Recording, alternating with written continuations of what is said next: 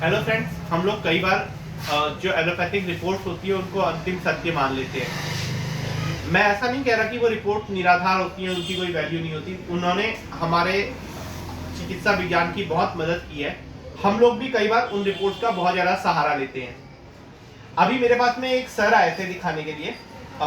नाम ऑब्वियसली जरूरी नहीं है आपके लिए, क्योंकि हमारे लिए मेन पॉइंट यही है कि उनकी रिपोर्ट में क्या आया या उसमें हमारे काम की क्या बात थी। तो सर की मैंने नाड़ी देखी तो उसमें मुझे शुगर का इश्यू नहीं दिखा। सर ने बोला कि उनका शुगर काफी हाई शूट अप कर गया था। उसके बाद मैंने फिर से देखा, मैंने बोला नहीं सर, आपका शुगर बहुत ज्यादा हाई शूट अप नहीं कर रखा है। आपका जो शुगर है वो खाने के बाद में भी कम होना चाहिए, 200 से कम, 170 160 के आसपास, ऐसा बोला। तो उन्होंने बोला नहीं, उनका शुगर जो था वो खाने के बाद में 201 पहुंच गया था।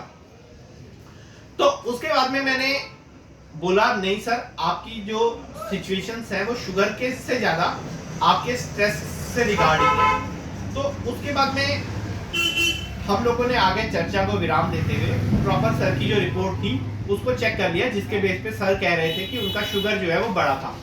तो देखिए दोस्तों, आपके सामने ये रिपोर्ट है। शुगर कितना बढ़ा है देखिए, खाने के बाद में सर का शुगर 200 पहुंचा है, जो कि मैं 160-70 बोल रहा था। मैं 200 के नीचे बोल रहा था, सर का शुगर 200 तक का पहुंचा है। तो क्या मेरी नाड़ी परीक्षा झूठ है? नहीं। जब हम लोग इसी रिपोर्ट को थोड़ा सा और ध्यान से देखें तो देखिए, एक एवरेज होता है जो हम लोग थोड़ा सा लंबे टाइम में लेते हैं। एवरेज से पता लगता है कि क्या जो शुगर है वो किसी एक स्पेशल टाइम पे बढ़ा या रेगुलर ही बढ़ा हुआ रह रहा है।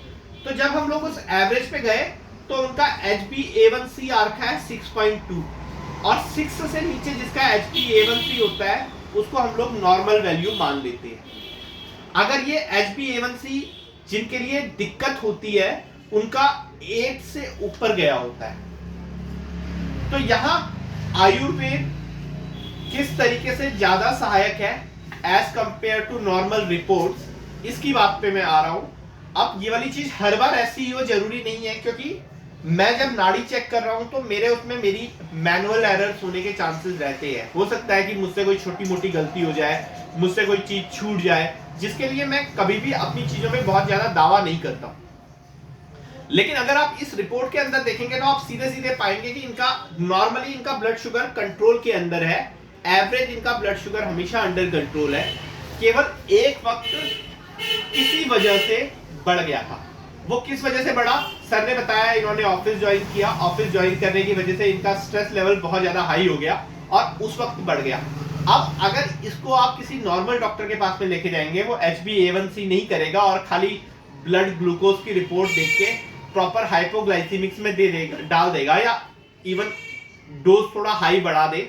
क्योंकि ये वाली सिचुएशंस, आपका एक वक्त जिस वक्त आपका ग्लूकोज स्पाइक हुआ है उस वक्त आपका ग्लूकोज कुछ भी हो सकता है। हमारी बॉडी के अंदर एक स्ट्रेस मैकेनिज्म होता है। जब भी हम लोग स्ट्रेस में होते हैं तो हमारा जो लीवर होता है वो हमारा जो ब्लड स्ट्रीम होता है उसके अंदर ग्लूकोज का इन्फ्लक्स होता है, और उस वक्त अगर आप खून से कुछ भी रिपोर्ट लेंगे वो रिपोर्ट गलत आएगी। तो मेरा बेसिकली आप लोग को इतना ही कहना है कि किसी भी रिपोर्ट को हद से ज्यादा तवज्जो मत दीजिए।